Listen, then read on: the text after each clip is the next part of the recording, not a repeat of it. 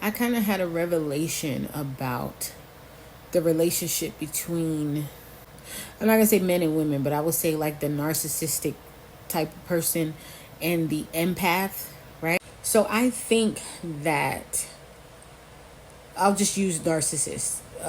That personality type obviously becomes attracted to the empath type because we're just open, we're loving. You can like take from us. We will give, but they can just take how much they want, right? Say that we both people have like tanks connected to us, like maybe a filtration type of system, kind of, so to speak, and both people have it, but the narcissistic personality type, their water is a little muddy, right?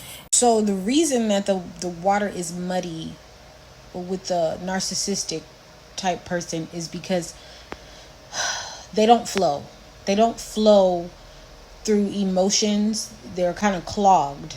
They don't process things. That's the avoidant person who runs away from stuff, doesn't want to see themselves. So I would assume that is why our tanks are clear. We're filtering. We can filter ourselves, right? We can do the work ourselves. They're not doing the work. So there's I guess it's sort of a kink in their chain. They need to filter out their water.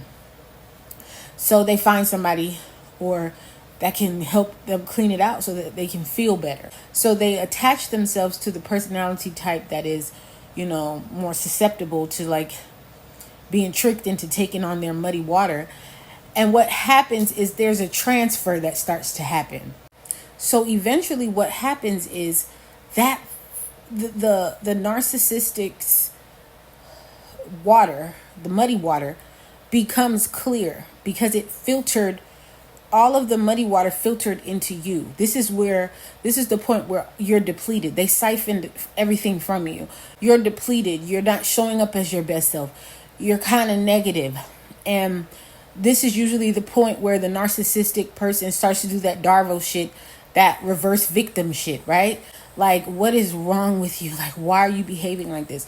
Because now technically you have taken on their baggage, right? You've taken on their muddy water. The whole goal is to switch places with you. Their goal is to feel better via you. They find somebody to absorb whatever it is they want them to absorb.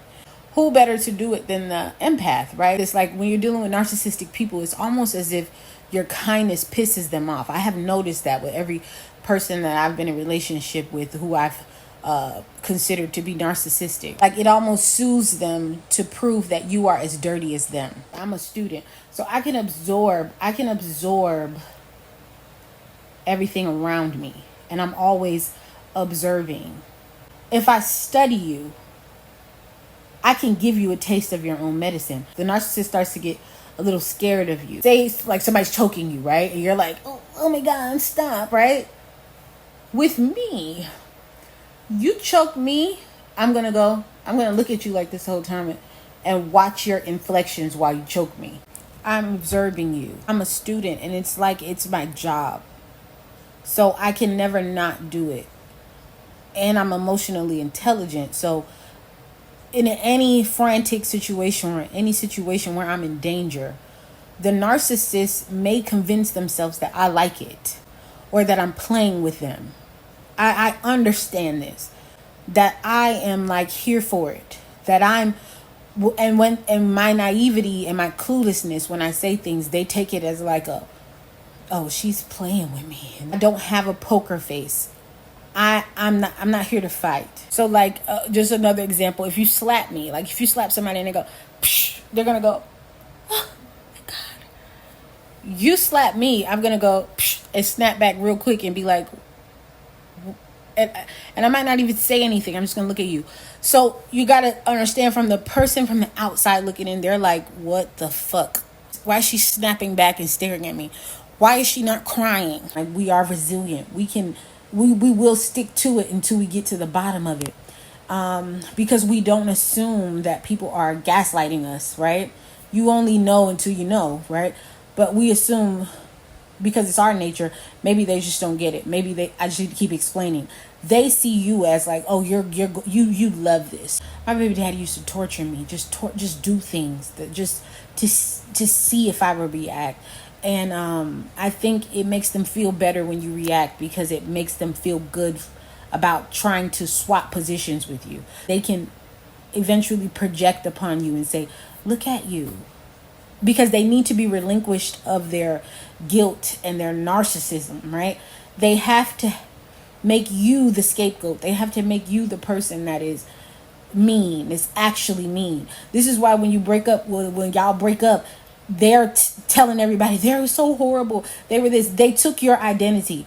Now all of a sudden they're the ones who are so loving and they did everything for you, but look how you turned out, because they made your water muddy. It's school. I told you, life is school. Everything is school. There is no good, there is no bad. Didn't I tell you that? There is the light and there is darkness. You can't be around darkness and not absorb any of it. You will absorb some of the darkness. Will you absorb the darkness with intent to distribute the darkness? No. But when the darkness comes to you, you can make the darkness fear you by mirroring that dark behavior. Recently, I think somebody tried to shock me, just shock my system. When I try to get to know people and I try to tell them about myself, they don't listen. My kindness, my light, it makes them think that I don't have the ability to be mean, or that I am addicted to performing kindness. But I just recently had somebody try to shock my system by calling me names. Black as tar, you're ugly, your kids are nasty, you're nasty, you're old, you didn't fuck me right. Like, I'm talking about saying all of this stuff to me, and I've never heard this person talk to me or anybody in our vicinity this way. So it was supposed to shock me. It was supposed to make me cry. This person has taught me when I cry, it doesn't matter. They also taught me that when I say I don't like this, I don't want to do that, I'm not comfortable with this, that it doesn't matter. They just proceed. And when they proceed, I just deal with it. So you've shown me how to be numb. So now when you're trying to shock me, not only am I going to be numb to what you're doing, I might dish it back. Now, you gave me the lessons. I want to observe what it does to you. I want to see what is. I'm not tethered to the thought or the idea of kindness. I am kind. I don't need a lesson on kindness. You're teaching me a lesson in darkness, so I'm learning. If you have a child and you abuse the child growing up, do you think the child is going to keep just coming back, sitting there saying, oh, but I'm your child, love me? They're going to grow up to be that villain. I'm not a villain, because if I was a villain, then I would seek to do villainous things, right? But I am a student and I am chosen. So I am flexible and I live life knowing that everything that I endure is a lesson. So once you teach me something, or you teach me how to interact with you, or you teach me who I'm looking at, then that's who you've gotten. Filtered some of the darkness into me. There is no good or bad. There just is. I just am. You talk about God and you say God is not just a loving God. God also has wrath. I'm not either or. I am both. I am everything. I am all. Once you filtered your muddy water into my tank, when you leave, all of that soot is going to filter itself out, because I have a direct line to God. I don't need to attach myself to anybody to filter out and make my water clear again. The universe is my source. I have everything I need. I told you in another video, they always say it like they have to claim that you're mad, you're bitter. It's that like antagonistic type energy. So bitter, because that was their goal. But I filter myself out. Everything that I need to do that, I have, because I'm a student. I learned things. All I'm doing right now in hermit mode is reflecting, praying, not fasting, but I'm about to fast. I'm understanding, I'm asking the questions, I'm making these videos, I'm being thoughtful, I'm meditating, and I have a direct line to God. I'm talking to the light every day.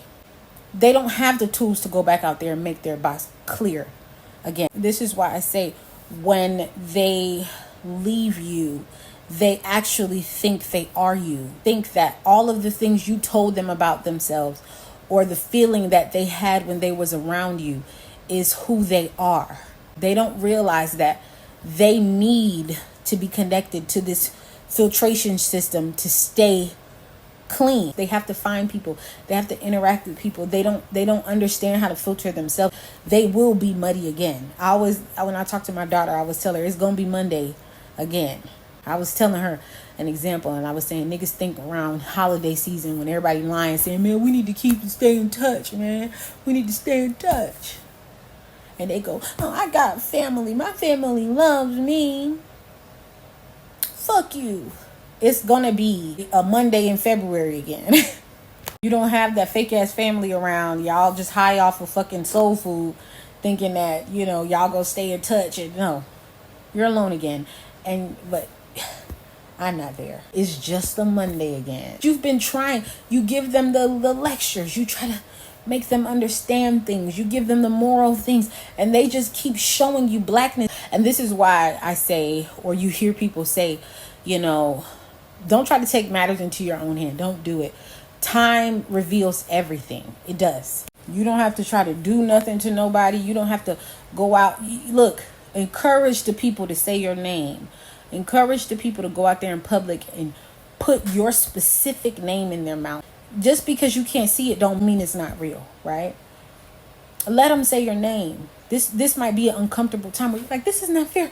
Look what they did. You want to get, if you really believe that you are chosen and you really believe that God doesn't make no mistakes and everybody that comes into your path is for a reason, then you have to understand that there's lessons that you had to take from it. Be grateful for those lessons.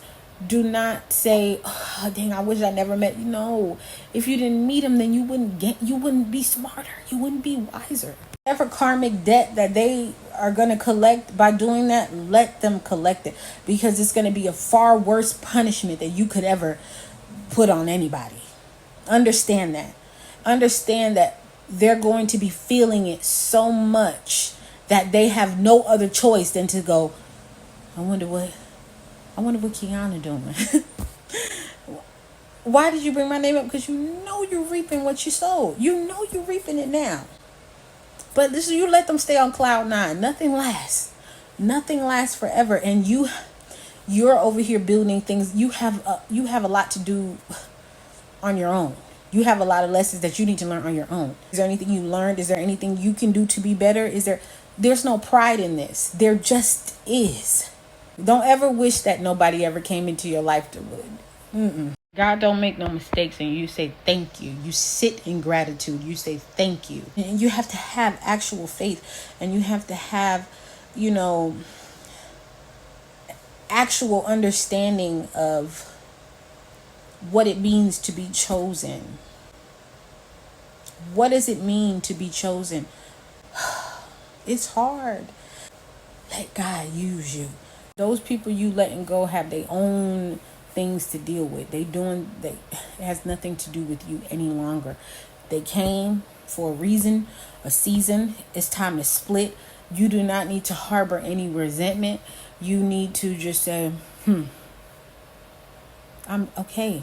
I got the lesson. Thank you. I'm filtering now.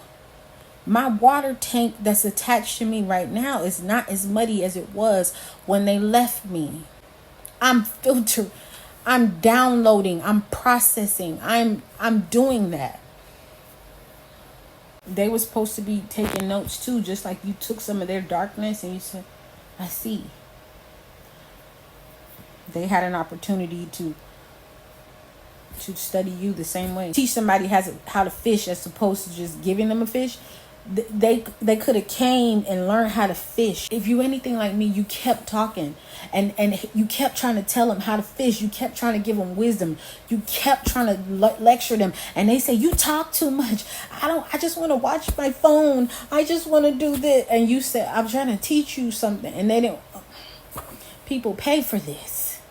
People pay for it. I hope this didn't come off too rambly, but I think I said it. But that was it. They tried to trade places with me. They wanted to swap MOs. They wanted to be who I am.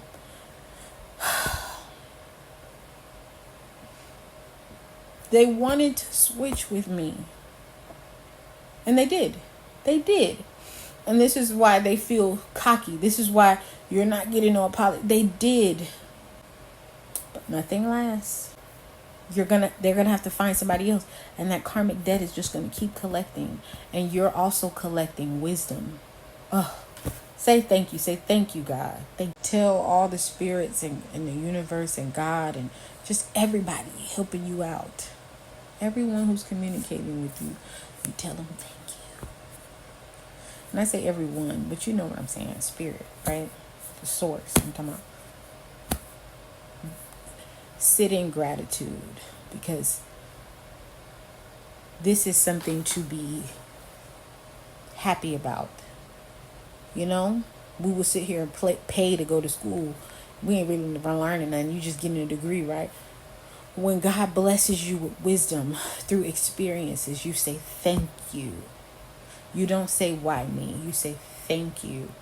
You try to do better next time. You try to take those lessons so that you can see, I don't need that lesson again. When the people come around, I don't need that lesson again. Not to say you're just picking up bad energy, but you know what I mean. You say thank you. It's a beautiful thing.